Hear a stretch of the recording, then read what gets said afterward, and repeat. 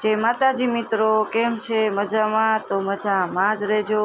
આપણે એક નવા વિડીયો સાથે મળ્યા તમને। જો આજે દાદાને કામનું મારે પ્રેશર હતું, અર્જન્ટ દેવાનું હતું, એટલે આજ મારે બપોર પછી મેં બ્લોગ બનાવ્યો છે। કેટલા વાગ્યા છે હું તમને બતાવી દઉં છું।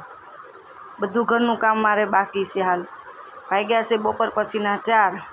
સવારમાં પરાગભાઈ આવ્યા હતા એટલે એમાં બેઠા હતા અને કામે અર્જન્ટ હતું એટલે એને તાકને લાઇટે નહોતી। 4 વાગ્યા છે, બધું કામ મારે ઘરનું બાકી છે। હવે 4 વાગે ત્યાંનું કામ કરીશ। નીંદર કરવી હતી પણ કેમ આમાં મારે નીંદર કરવી, ઘરનું કામ બધું બાકી હતું। એટલે તમને હું મારા ઘરની પરિસ્થિતિ બતાવી દઉં। અને આવું કોને કોને થાય છે, અર્જન્ટ કામ આવે ત્યારે પાછા કોમેન્ટમાં મને જરૂર કહેજો। જોઈ લો, હું આગળ મારા ઘરની પરિસ્થિતિ તમને બધી બતાવી દઉં। કેવું બધું પડ્યું છે, રણ વિખોણ, કાંઈ દસ નથી ઉસતી એવું ઘરમાં બધું પડ્યું છે ઠેક ઠેકાણે। જો મશીન ઉપર તે લાદે ધડ પડ્યું છે, સોફે પડ્યું છે, બધી વસ્તુ લાગ આવે એમ। હવે આ બધું મારે સાફ કરવાનું છે। આમાં કેમ મારે નીંદર કરવી ગયો, આ હોય તો આ બધું નજરમાં આવે આપણને। એટલે મેં વિચાર્યું કે પહેલાં બધું ઘરનું કામ કરી લઉં, પછી ટાઈમ રહેશે તો હું સૂઈશ, નકર આપણે સૂવાનું આજ નથી, આજે સૂવાની રજા રાખવાની। જો આ તોરણ બનીને કમ્પ્લીટ થઈ ગયા છે। દાદાએ બપોર 12 વાગ્યાનું કીધું હતું ને એમાંય ટાંકણે લાઇટ નહોતી। પછી દાદા પાસે કે મને તો તડકો લાગે એમ કરીને પોતે આવ્યા નહીં અને મને કામ ધંધે લગાડી દીધી। જો આ ઘરનું વાતાવરણ કેવું છે એમ, અમારા સોફાન બોફાન ઘરમાં જોઈ લો તમે, બધું આડે ધડ પડ્યું છે। ત્યારે પરાગભાઈ આવ્યા હતા આજ મારી ઘરે। જો કેવી રીતનું બધું વાતાવરણ છે, આવું તમારા ઘરે થાય છે કે નહીં ચોક્કસ પાછા કોમેન્ટમાં મને કહેજો। હવે તમને હું અંદરની રૂમ બતાવું છું। બધું કામ આમ માનો તો સવારનું બધું વાસી કામ મારું પડ્યું છે। વાસણ, કપડાં, કચરા પોતા બધું કામ બાકી હતું। એક બપોરે અશ્વિન આવ્યા એટલે મેં રસોઈ બનાવીને તૈયાર રાખી હતી।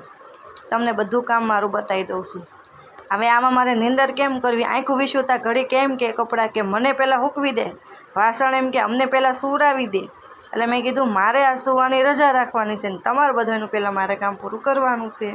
એટલે પછી આપણે લાગી ગયા આપણા કામે। હવે હું તમને બતાવીશ। હવે આપણે કામ કરવાનું ચાલુ કરી દઈએ છીએ। પહેલાં તો આપણે જે દાદાને તોરણ દેવાના છે એ આગળ બધા હું ભેગા કરી લઉં છું। એટલે સરસ ઘડી કરી ધીમે ધીમે પછી બધા તોરણ હું એક કોથળામાં ભરી દઈશ। જો આવી રીતે એક તોરણ ઘડી કરતું જવાનું અને વ્યવસ્થિત એમાં નાખી દેવાના। પછી એ લોકો ચેનવાળી જે પેકિંગની કોથળી આવે છે ને, એ લોકો એમાં એક વ્યવસ્થિત પેકિંગ કરે છે। એટલે એ કોઈ રેસો નીકળવો ન જોઈએ એ રીતનું મારે બધું વ્યવસ્થિત ઘડી કરીને નાખવાની। આડાવડા નાખવાના નહીં, નકરે પાછા દાદા રાયડું નાખે કે રેસા આમ થયા ને તેમ થયા, એટલે વ્યવસ્થિત કરીને જ નાખવું પડે। પછી મેં તરત જ સોફા ઝાટકી નાખ્યા, સાફ સફાઈ કરી। રજ બહુ જ ઉડે છે, કોની ઘરે રજ ઉડે છે પાછા કહેજો। જો હવે આપણું ઘર થઈ ગયું છે કમ્પ્લેટ। પછી આપણે તો આપણો મેકઅપ બેકઅપ કરી લીધો। આપણે બપોર પછી નાહી ધોઈને ફ્રેશ થઈને એકદમ પાવડર ને ક્રીમ ને લીપાપીપ કરી નાખ્યું આપણું। એક બધું ઘરનું કામ કર્યું તો આપણે આપણું કાંઈક કરી નાખીને થોડા જાજુ એમ। પછી હમણાં પાવડર લગાડીને થઈ ગયા કમ્પ્લેટ। તમે કોઈ એવું કરો છો કે નહીં પાછા કહેજો મને કોમેન્ટમાં। અને મારો વિડીયો કેવો લાગ્યો એ જરૂર કહેજો મને, ને આગળ વિડીયોમાં બના રહેજો। તો ફાઇનલી જો વાગી ગયા છે બપોર પછી એટલા, જોઈ લો તમે। અને નવા હોય મિત્રો મારા વિડીયોને લાઈક સબસ્ક્રાઈબ કરી દેજો। અને જય માતાજી, જય દ્વારકાધીશ। 6:30 હું નવરી થઈશું। હવે સૂવાનો ટાઈમ નથી, હવે સીધી આપણે રસોઈ કરવાની થાય છે।